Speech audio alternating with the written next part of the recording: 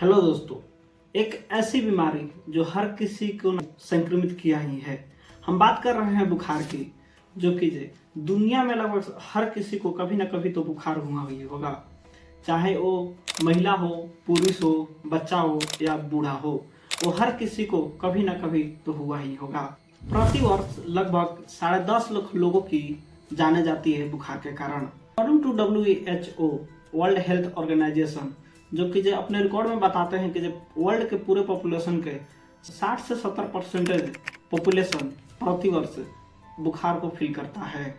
आखिर बुखार होता क्यों है और इसके पीछे का क्या कारण है, तो आइए इसको हम जानते हैं इस वीडियो में।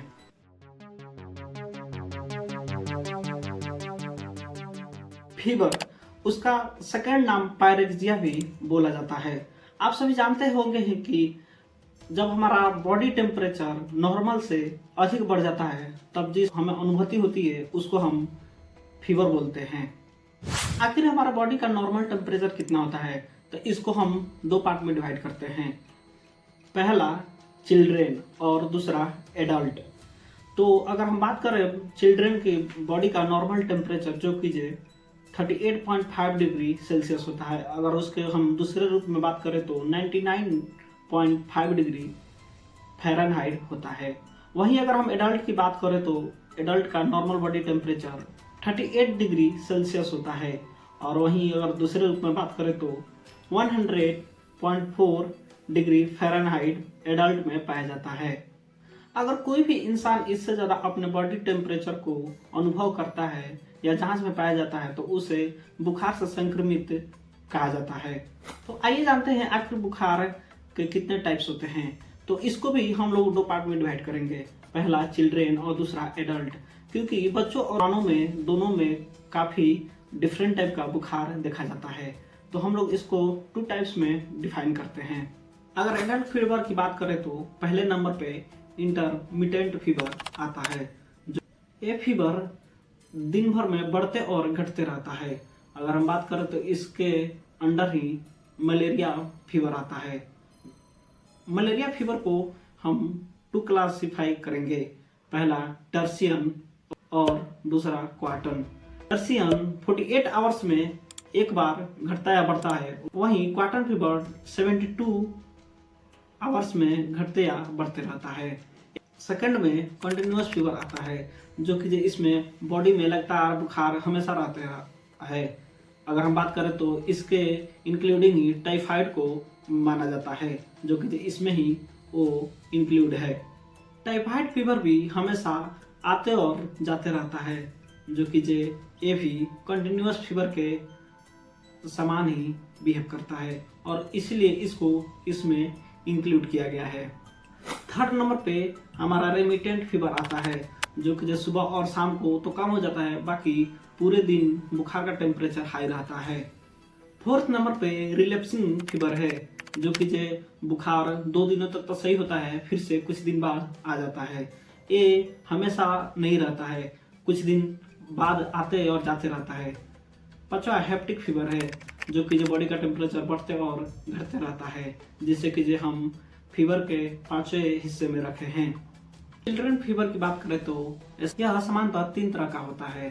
पहला शॉर्ट ड्यूरेशन फीवर, जो कि 2 सप्ताह के लिए रहता है और चला जाता है। वहीं हम दूसरे फीवर की बात करें तो सेकंड नंबर पे फीवर ऑफ अननोन ओरिजिन। यह फीवर बच्चों में 2 सप्ताह से अधिक रहता है। अगर हम बात करें तो इसको लैब टेस्ट में या क्लिनिकल एक्सपेरिमेंट में भी इसके जांच के बावजूद भी इसका ओरिजिन को पता नहीं लगाया जा सकता है, इसीलिए इसको अननोन ओरिजिन के नाम से भी हम लोग जानते हैं। बात करें वहीं थर्ड नंबर पे चिल्ड्रन फीवर की, तो फीवर विदाउट लोकलाइजिंग साइन, जो कि 1 से 3 ईयर के बच्चों में सामान्यतः इस बीमारी को देखा जाता है, जो कि उस साल के बच्चों को काफ़ी ज़्यादा ये इफेक्टेड करता है। अब फीवर के क्लासिफिकेशन करें तो फीवर को सामान्यतः 4 भागों में बांटते हैं। पहला नॉर्मल फीवर, दूसरा लो ग्रेड फीवर, तीसरा मॉडरेट फीवर और चौथा high grade fever. Normal fever की बात करें तो यह 98.4 फ़ारेनहाइट से लेकर के 100.4 डिग्री फ़ारेनहाइट तक होता है। अगर वहीं हम लो ग्रेड फीवर की बात करें तो 100.4 डिग्री फ़ारेनहाइट होता है। अगर हम मॉडरेट फीवर की बात करें तो जो कि 102 डिग्री फ़ारेनहाइट से लेकर के 104 डिग्री फ़ारेनहाइट तक होता है। अगर हम हाई ग्रेड फीवर की बात करें तो 104 डिग्री से लेकर के इसके एबव तक होता है।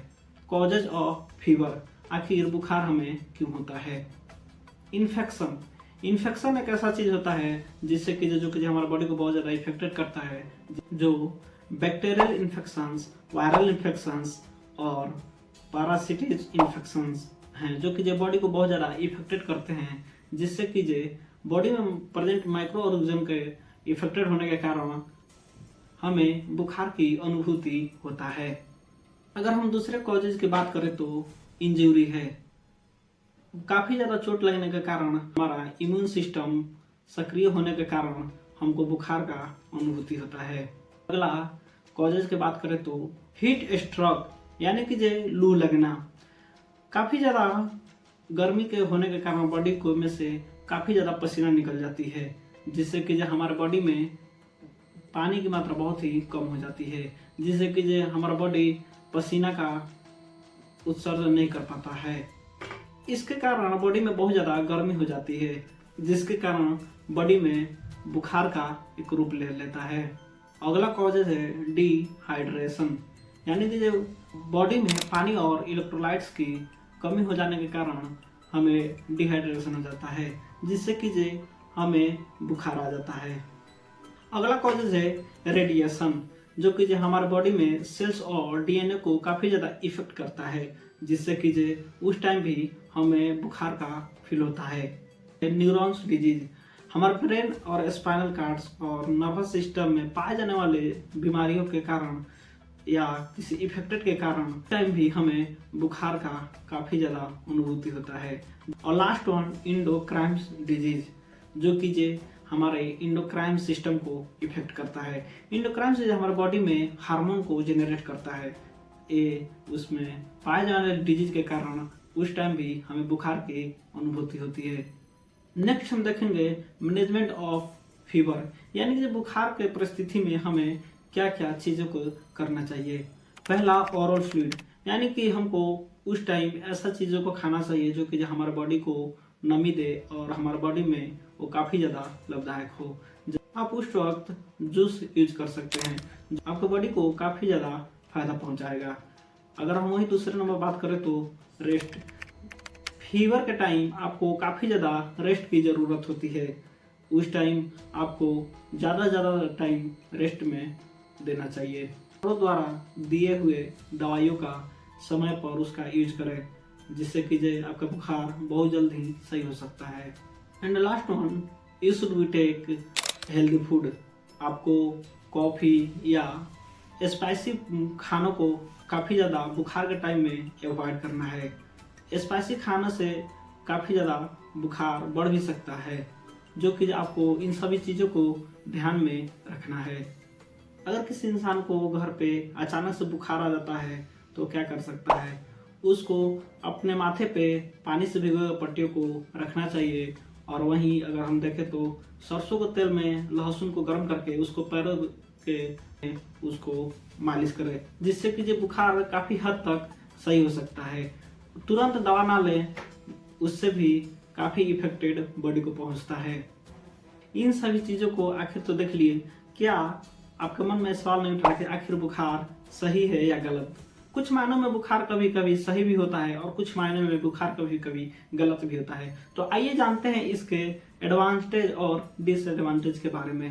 पहले हम एडवांटेज को देखते हैं। फीवर हमारे बॉडी की सुरक्षा करता है। वो हाई टेम्परेचर वाले वायरस और बैक्टीरिया को हमारे बॉडी में बढ़ने से रोकता है। फीवर हमारे बॉडी में इम्यून सिस्टम को एक्टिव करता है, जो कि जो हमारे बॉडी में WBC को बढ़ाने में काफ़ी ज़्यादा हेल्पफुल रहता है।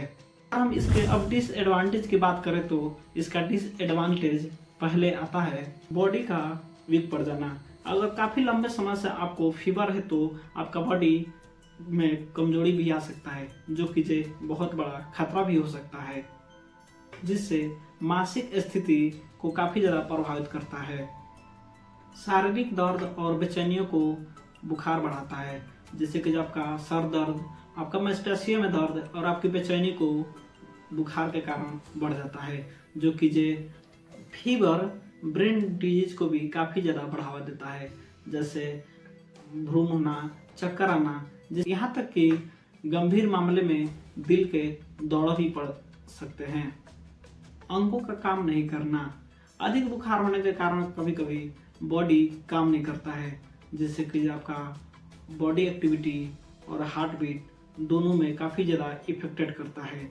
ये रहा आपके बुखार के बारे में, और बुखार क्यों होता है, बुखार में क्या करना चाहिए, आप इसका घर पे कैसे इसका इलाज कर सकते हैं, इन सभी चीज़ों को आपको इसके बारे में बताया गया है। मिलते हैं हम लोग फिर से इसके अगले वीडियो में, जिसमें कि जब हम बुखार के दवाइयों के बारे में बताएंगे, उसमें उन सभी चीज़ों को बताएंगे कि जे आपको कौन सा टेबलेट लेना चाहिए, आपको कौन सा मेडिसिन लेना चाहिए बुखार के समय में। तो मिलते हैं लोग फिर से हम लोग नेक्स्ट वीडियो में, तब तक के लिए धन्यवाद।